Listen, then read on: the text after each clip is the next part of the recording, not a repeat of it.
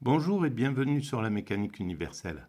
Alors aujourd'hui nous sommes vendredi 25 novembre 2022 et je voudrais lire cette petite introduction. J'ai lu 2 pages euh, de, de ce petit résumé.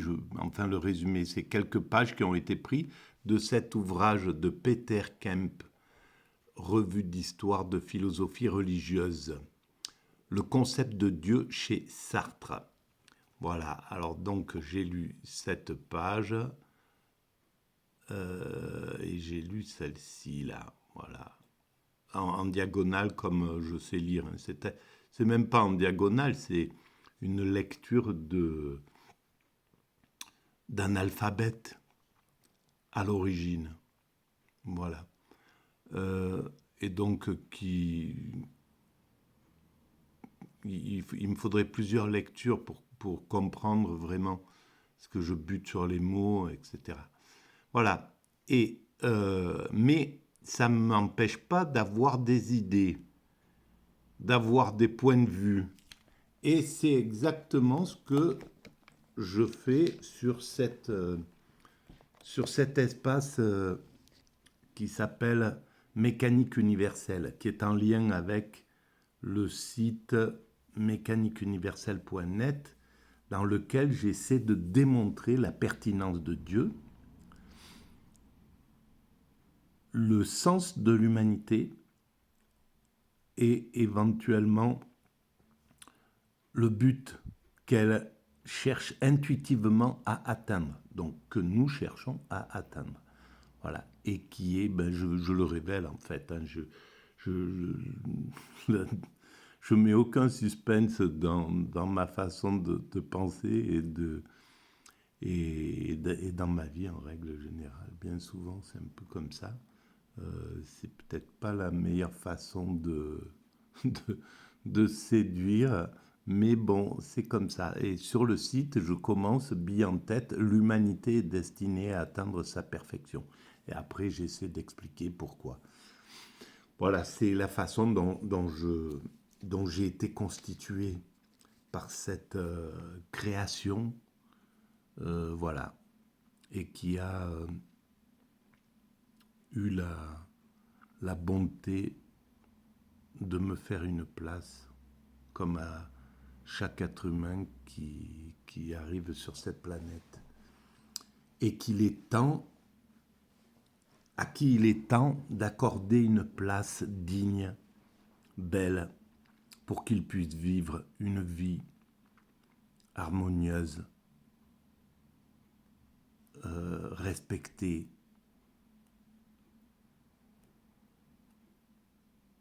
une vie de bonheur. Voilà. Il est temps d'offrir ça, d'offrir ces conditions à chaque être humain, parce que la vie jusqu'à présent est une sorte de petit miracle qui n'arrive qu'une fois, d'après ce qu'on voit. Bon, alors évidemment, il y a l'espoir de penser comme les religions le préconisent, que on peut passer dans une autre dimension, dans une autre vibration après la mort, ou qu'on peut ressusciter. Il y a des, voilà, il y a et qui pourrait prouver que c'est faux. Évidemment, quand on regarde le monde de façon matérialiste, qu'on est vraiment accroché, d'ailleurs le monde occidental nous a vraiment accroché à cette matérialité. Et je pense que c'est justement par les objets. Il n'y a pas de critique là-dedans, c'est comme ça. Le monde occidental avait cette vocation euh, dans les 2 siècles qui arrivent, les 2 siècles dont Nietzsche dit qu'ils devaient être justement matérialistes au fond. Et avec une perte de Dieu dans son cœur. Et il parle pour l'Occident en réalité. Et je pense que c'est la profusion des objets qui nous rassure, et qui nous oblige en fait à ne voir que le matériel, à ne plus imaginer l'irrationnel, l'irréel, l'immatériel, l'invisible. On est tellement empreint d'objets, c'est peut-être quand on est au contact de la nature qu'on peut revenir à ces idées d'irréel.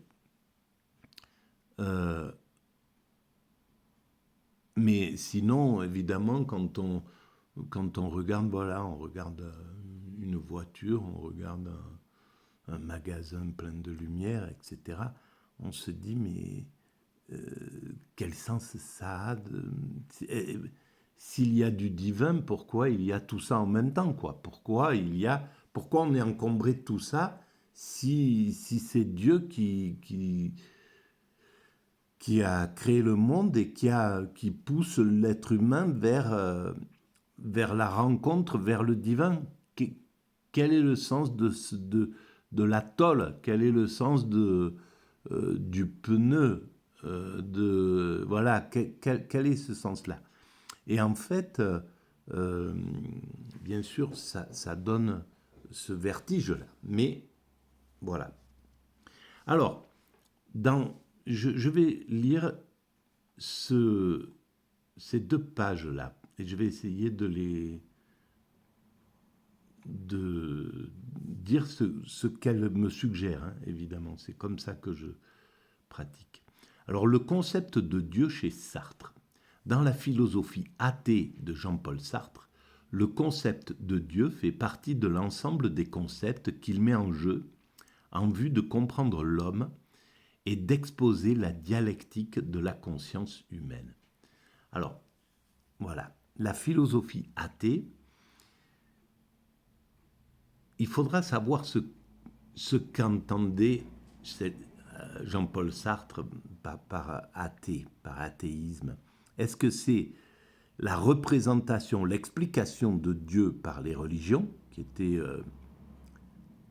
contestée, ou est-ce que c'est la présence d'un principe créateur à l'origine de l'univers et donc un monde qui n'aurait pas de sens?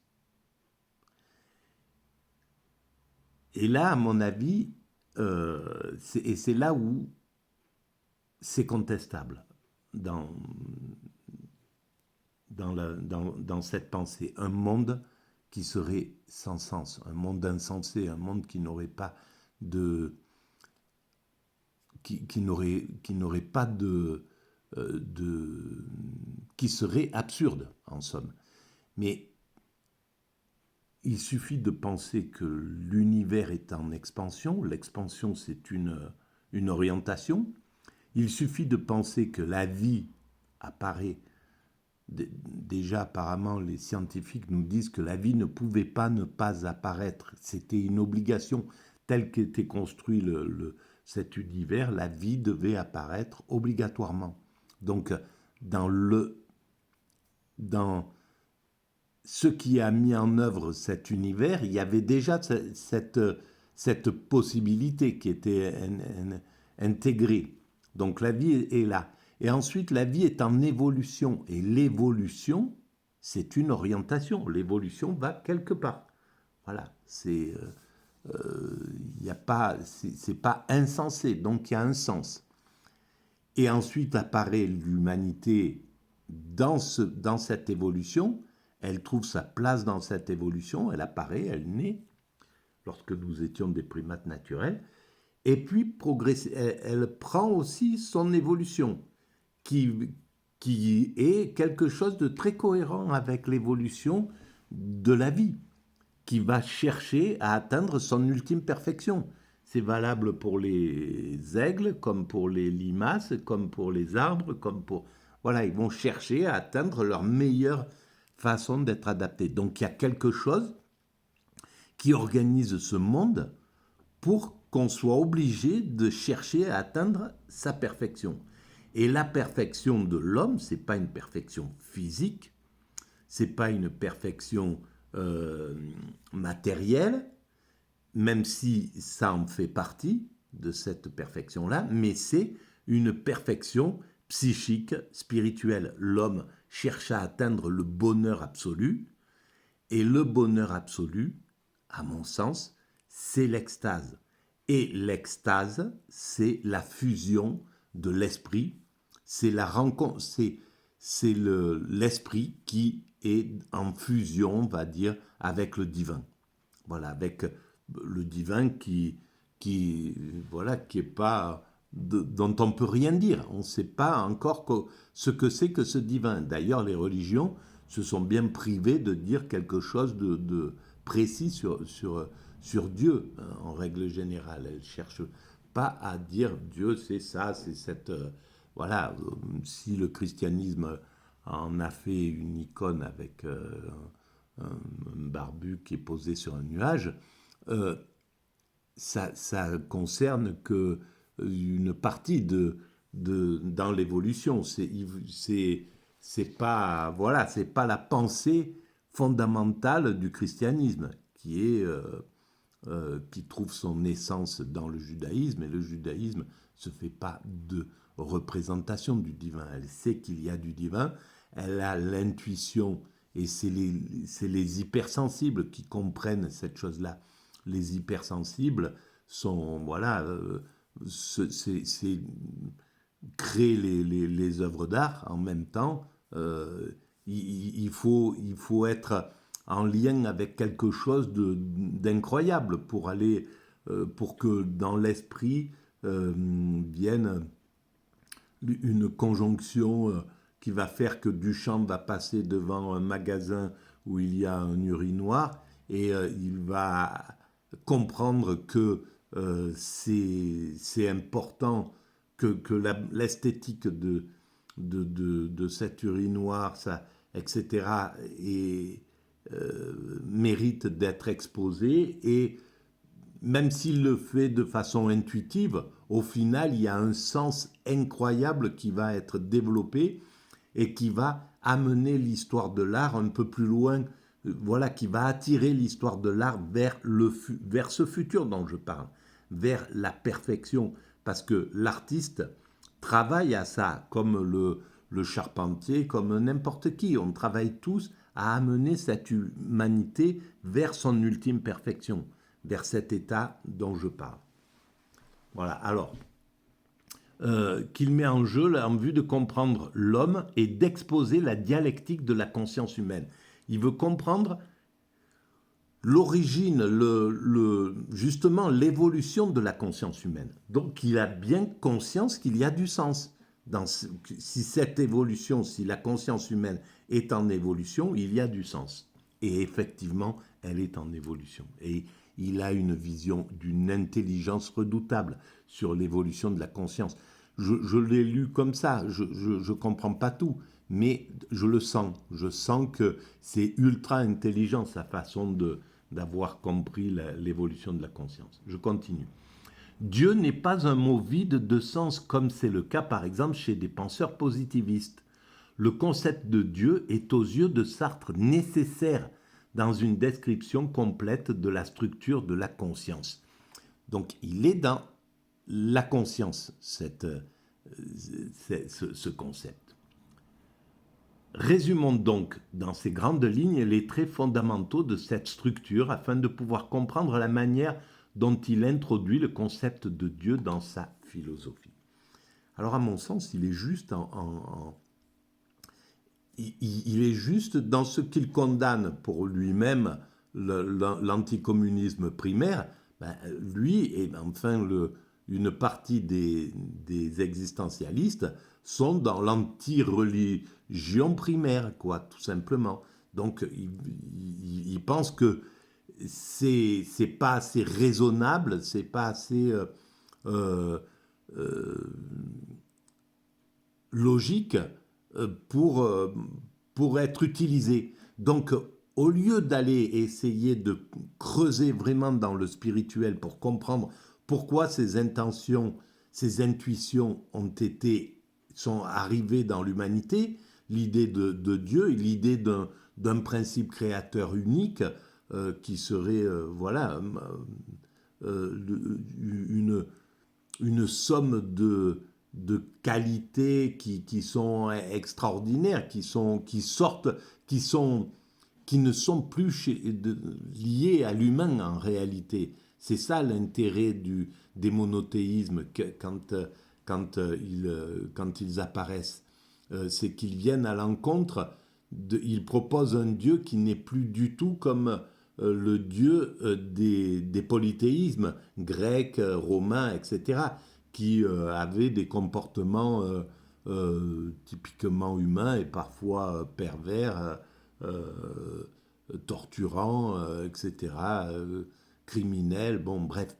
Là, on a affaire à un Dieu qui va vers la pureté absolue, donc qui va se poser à un horizon que l'homme ne peut pas atteindre parce qu'on est des hommes, on est avec nos problèmes, voilà, on a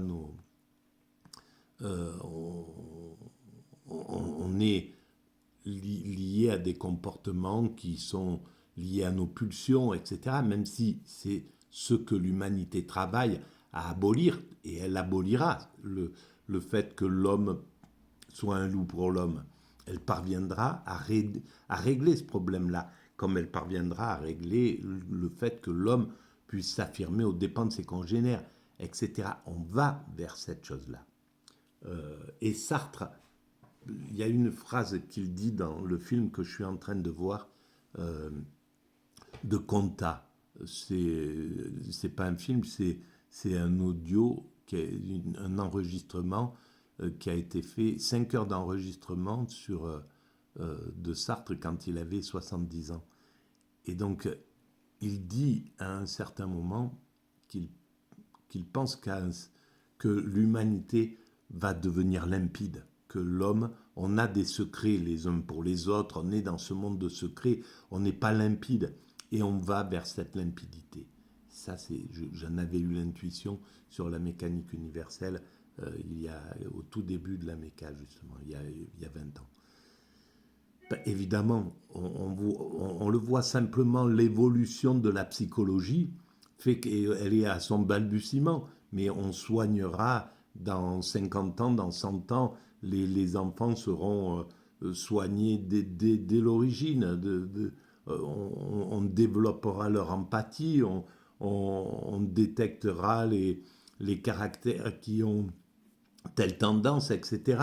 Les familles qui construisent des, des, des enfants qui maltraitent des enfants ou quoi que ce soit, pour régler, tout sera réglé. Ces trucs-là seront réglés. Bon, je m'éloigne toujours, mais c'est ma nature.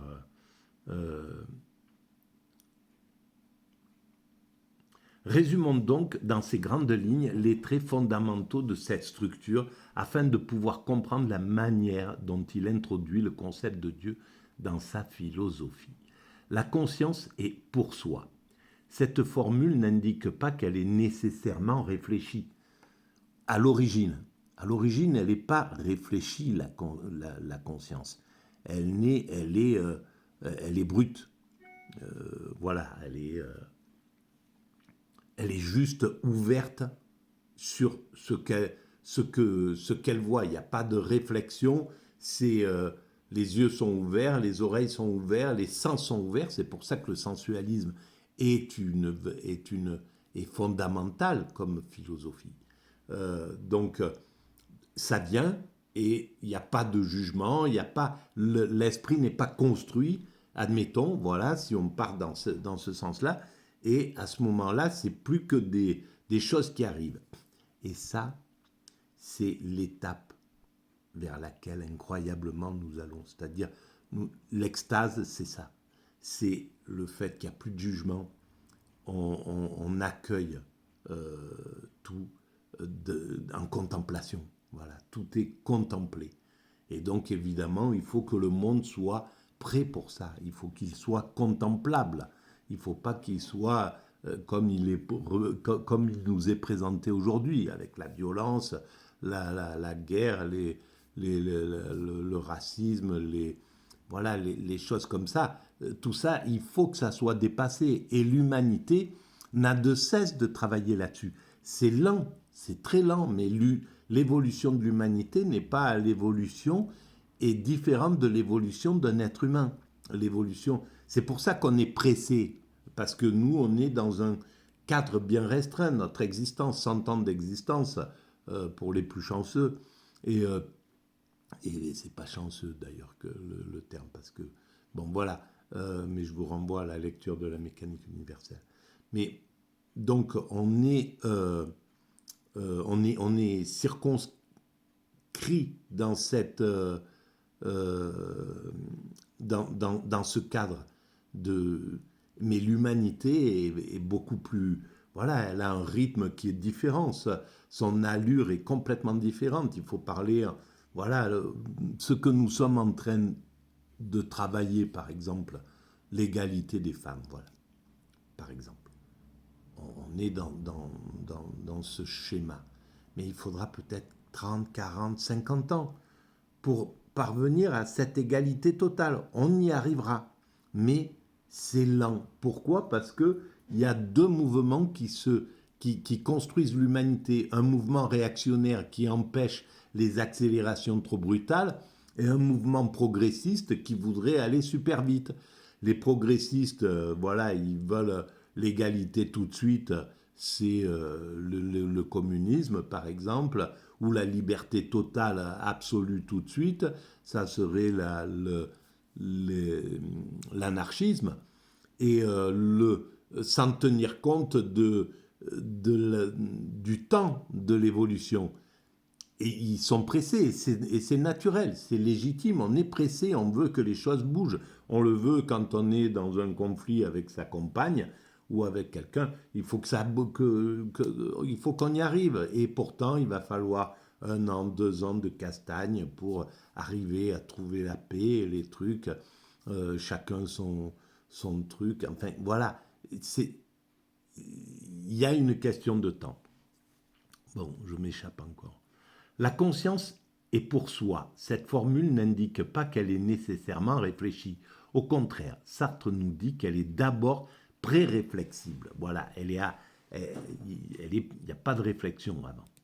Transparente à soi-même. Le pour soi est conscience de soi. Alors, là, je ne sais pas s'il l'a compris, mais s'il l'avait compris, il aurait vu que c'est l'extase, là, à cet état-là. Et que si on ne peut pas accéder à l'extase maintenant, pourquoi on cherche au fond à aller vers cet état-là? Et pourquoi les religions ont déjà compris ça? Simplement, il ne peut pas lire la poétique de la religion. La religion exprime les choses. Ce sont des expérimentateurs qui ont découvert ça. C'est pour ça que quand je lis l'anthologie du soufisme, c'est carrément évident. On voit la poésie que ces expérimentateurs de l'extase essaient de trouver des termes pour décrire ce qu'ils ont ressenti, ce qu'ils ont compris à travers cette extase. Pourquoi ils le relient avec le divin? Pourquoi à ce moment-là, ils ont l'impression d'être ce divin? Pourquoi ils ressentent ça dans leur corps qui est complètement extraordinaire par rapport à la vie ordinaire, la sensation ordinaire, la conscience ordinaire, la sensation du corps ordinaire. L'extase, c'est radicalement différent. Donc ils viennent pour essayer d'expliquer ça. Ils le font d'une manière magistrale, mais c'est poétique. Et évidemment, à l'époque de Sartre, il fallait que ça soit carré. C'était la philosophie de la science. C'était la phénoménologie qui veut, la phénoménologie qui a une relation à Dieu qui est, au moins pour Husserl, qui est vraiment intéressante, hein, qui n'est pas du tout la même que chez Camus ou Sartre. Enfin, je ne sais pas pour Sartre, parce que je pense que Sartre est husserlien, au fond. Mais voilà, il faudrait en lire beaucoup plus pour comprendre ça. Alors donc, transparente à soi-même, le pour soi et conscience de soi, il ne se pose comme objet à soi-même que dans un mouvement ultérieur et spécial. Donc, le terme pour soi indique chez Sartre que la conscience n'existe que pour ou en vue de quelque chose qui n'est pas encore réalisé. Alors là, voilà, c'est là où on rentre dans l'intentionnalité. La conscience est dans l'intentionnalité de quelque chose. Elle veut quelque chose. Et là, elle sort de l'extase, qui est sans doute la position de l'esprit dans le ventre de la mère, ou peut-être au tout début de son existence, avant qu'il y ait la moindre réflexion. Donc, il est dans un état extatique. On est dans cet état-là. Et ensuite, elle se projette, elle est dans l'intentionnalité. À partir de l'enfance, tout de suite, on est dans l'intentionnalité. Et cette obligation d'intentionnalité aurait dû lui faire comprendre qu'il y a du sens. Pourquoi il y a cette intentionnalité? Pourquoi cette intentionnalité nous permet de construire l'humanité? C'est l'intentionnalité de la conscience qui oblige l'homme à construire. Et on ne peut pas faire autrement que d'être dans cette intentionnalité. Évidemment, on peut. Le moine tibétain ou le moine zen qui cherche à atteindre l'extase, il veut rompre avec cette intentionnalité. On peut faire l'expérience accidentelle, comme je l'ai fait, de l'extase, quelques mois après la connaissance, après avoir construit la mécanique universelle. Je suis tombé en état d'extase, mais je ne savais même pas ce que c'était. Je suis tombé dans cet état par accident, pas un accident brutal. C'est une sorte de moment de choc émotionnel, on pourrait dire, qui m'a conduit, voilà, une convergence d'états émotionnels qui m'ont conduit à rentrer dans cet état sans que je m'en rende compte. Et cet état a duré une semaine. Et j'ai rien compris pendant cette semaine-là. C'est quand j'en suis sorti, un mois après, j'ai commencé à réfléchir sur ça et à me dire, mais à revenir sur cette chose-là. Et qu'est-ce qui m'a fait revenir d'ailleurs sur cette chose-là? C'est l'intuition. C'est quelque chose qui va vous traverser. Pourquoi quelque chose va vous traverser? Quelle est la magie là derrière cette chose-là? On marche, on est dans un truc et puis quelque chose de notre passé va venir, le visage de ma mère va traverser mon esprit comme ça, je ne sais pas pourquoi, et ça continue, ou je ne sais pas, un acte que j'ai mal fait dans mon passé et que je me reproche, qui va venir là, etc. Quel est ce travail qui se passe à l'intérieur? Bon, bref, et encore une fois, je m'éloigne avec ça, mais bon. Et donc, cette intentionnalité donne du sens à l'humanité, puisqu'il est là à l'origine de l'homme. Quand l'homme a quitté le royaume de la nature, quand on est descendu de l'arbre, en somme, et qu'on a commencé à se constituer en tant qu'humanité, en tant qu'espèce, et qu'on a commencé à utiliser les choses, les outils, les trucs, etc., mais de façon vraiment intentionnelle, on est rentré dans le monde de l'intention. Et là, ça serait intéressant d'étudier les primates qui utilisent des outils de façon intentionnelle, parce que les primates, c'est notre évolution. Les bonobos sont l'évolution du monde de primates, et nous avons suivi cette lignée-là. On a été des primates primitifs, puis des primates un peu plus sophistiqués, etc. Puis des bonobos qui étaient presque debout, qui commencent à utiliser des trucs. Et puis après, nous nous distinguons et nous avançons dans cette chose-là. Mais on est dans cette logique. Donc, il serait bien de voir quelle est l'intentionnalité chez les primates qui utilisent des outils et chez ceux qui ne l'utilisent pas. Quelle est l'évolution qu'il y a eu? Est-ce qu'on peut comprendre avec ça et après mettre en parallèle avec le cerveau humain, voir s'il y a cette logique. En tout cas, l'homme, à un certain moment, donc l'humanité va se constituer, et l'intentionnalité, c'est la base de la construction humaine. Grâce à l'intentionnalité, on construit l'humanité. Et donc, effectivement, il est logique de dire, comme Husserl, l'intention, l'homme a toujours, la conscience a toujours conscience, a toujours une intentionnalité, en somme, que l'intention est toujours présente, sauf qu'on peut arrêter cette intention, sauf que l'humanité, quand elle aura atteint sa perfection, qu'il n'y aura plus rien à faire, il n'y aura plus d'intention à avoir, plus que de la contemplation, de l'amour, voilà, et de l'extase. Donc il n'y aura plus. Donc l'intentionnalité, c'est le moteur de la construction de l'humanité. C'est pas quelque chose qui est c'est pas la base de l'humain, c'est pas ce qui constitue l'humain, l'intentionnalité, c'est un outil simplement. Voilà. Il ne se pose pas comme objet à soi-même que dans un mouvement ultérieur et spécial. Le terme pour soi indique chez Sartre que la conscience n'existe que pour ou en vue de quelque chose qui n'est pas encore réalisé. Donc la conscience serait pour Sartre, et je ne suis pas d'accord, la conscience, elle peut être extatique.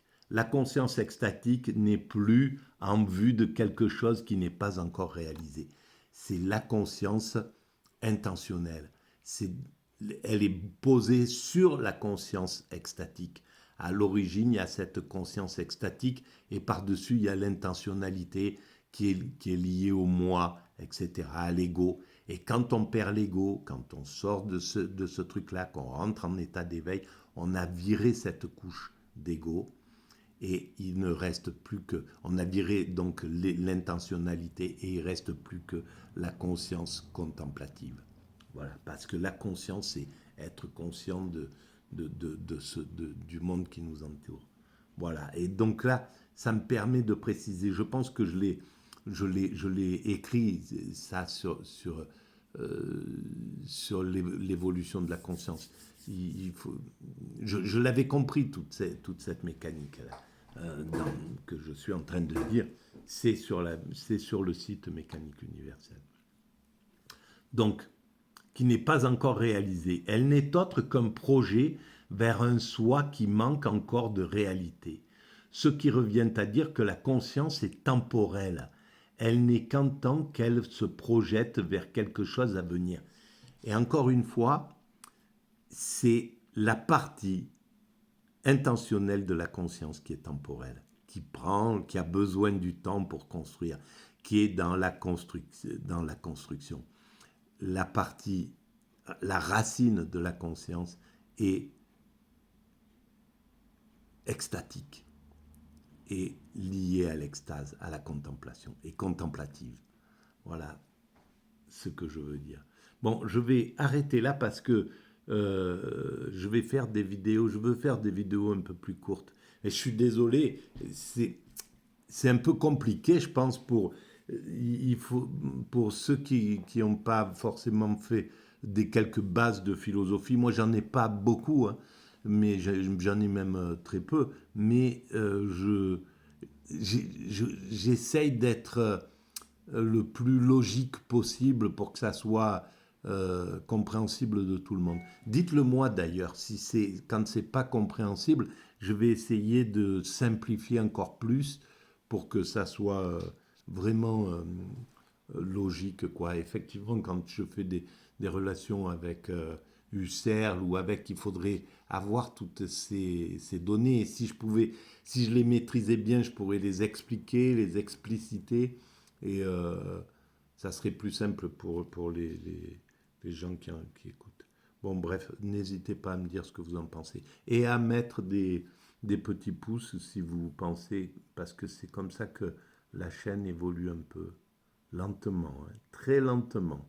mais sûrement, comme d'habitude. Allez, à bientôt. Merci.